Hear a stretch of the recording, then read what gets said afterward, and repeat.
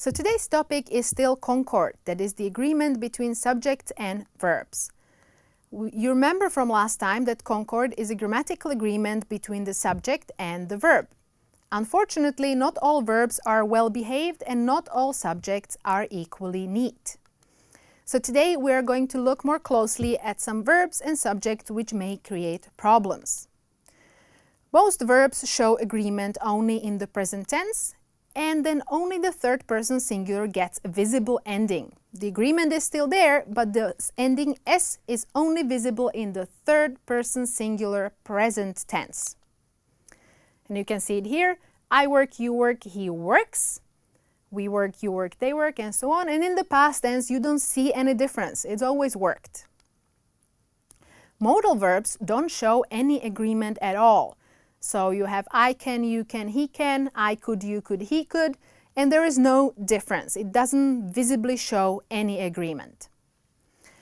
And the verb be, in contrast to that, shows agreement in both the present tense and the past tense, and is irregular in both, to compensate for the modal verbs. So we have I am, you are, he is, we are, you are, they are, and in the past tense, I was, you were, he was. So we see that I and he, first person and third person, have the same verb, was, and the rest has were. Now those were verbs. Now subjects are more complicated. There are different types of subjects. We have nouns and pronouns, which are fairly simple, but there are some catches there as well. Then we have phrases, such as the majority, many of the children, 95% of the population, and so on. Then we have clauses, that he was lying, what I meant, and so on.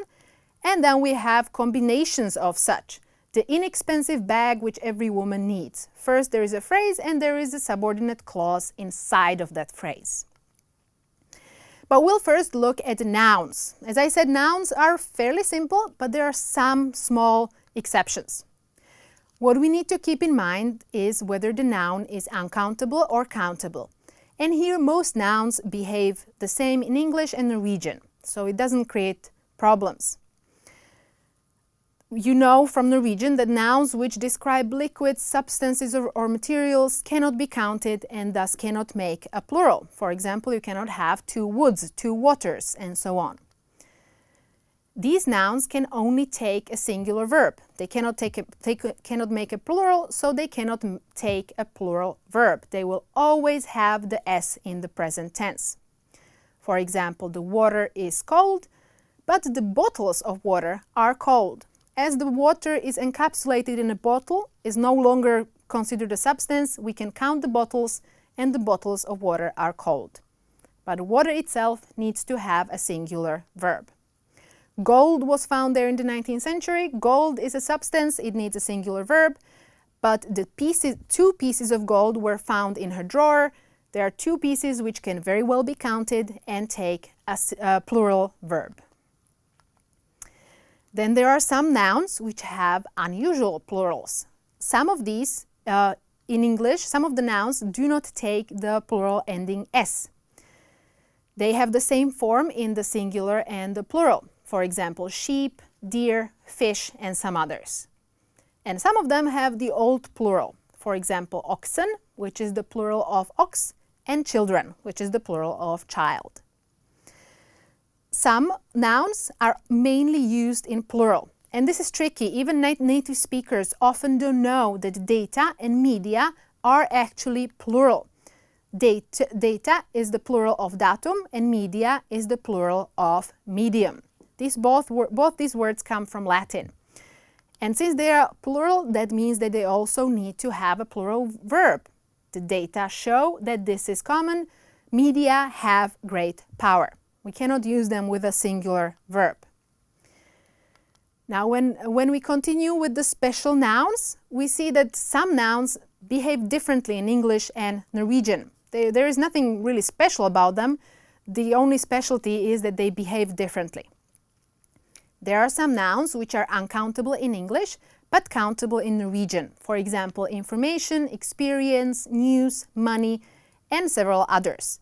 Since they are uncountable in English, they cannot make a plural. You see that news even has S in the end, but it's not a plural ending. It is still singular. The great news is that, so on and so on.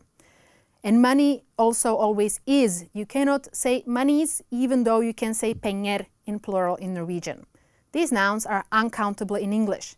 And you find this information in any good dictionary. So if you are uncertain, look up the word in a dictionary and you will see whether it's countable or uncountable. Then there are some nouns which in English are only singular. Oh, these are actually pronouns. So everything that ends in one body or thing, such as everyone, everybody, everything, anybody, nothing, and so on, it's always singular. You can never say everybody are or nobody are. It's always nobody is, everybody is. And there are also nouns which are only plural. The two most frequent ones are people and police, but we also have a set of tools which have two arms, which are also taking only plural, such as scissors, pliers, tweezers, and so on. There are also nouns which are called collective nouns, and these are not that frequent, luckily enough. But with these nouns, one can think of them as either a single unit or a collection of several people.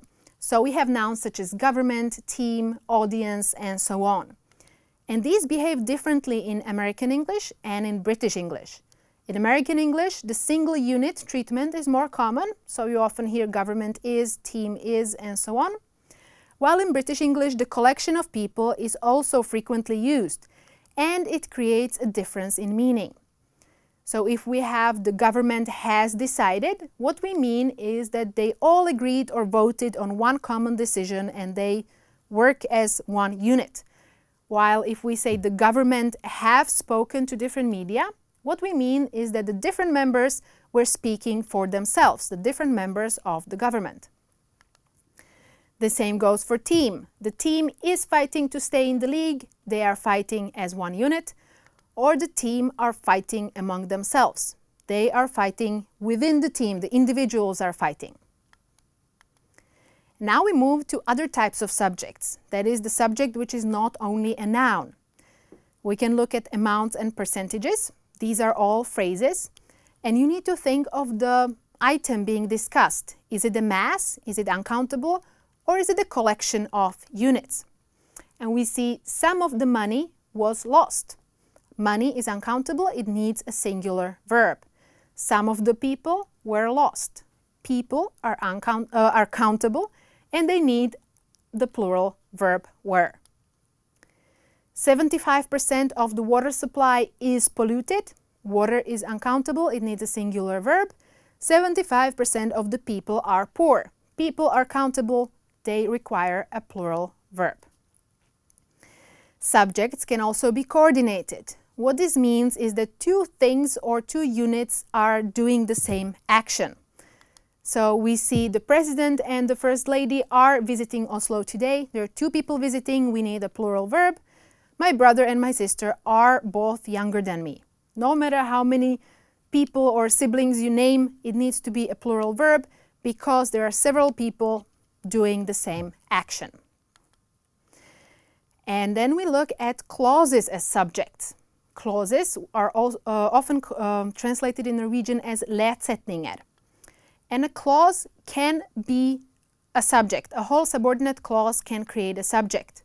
But since clauses can always be replaced by it, we always need to use the third person singular verb. So when we look at what he said is uncertain, what he said is the clause, it can be replaced by it. It is uncertain, and we see that we need to use a singular verb, it is. That she died has never been confirmed. That she died is also a clause, it can be replaced by it. We can say it has never been confirmed. What you say doesn't matter, it doesn't matter, it requires a singular verb. So if you are uncertain, try to replace the subject with a pronoun, and that will show you if the pronoun is in the third person or not. And now we'll look at some exercises to see if you have understood this well.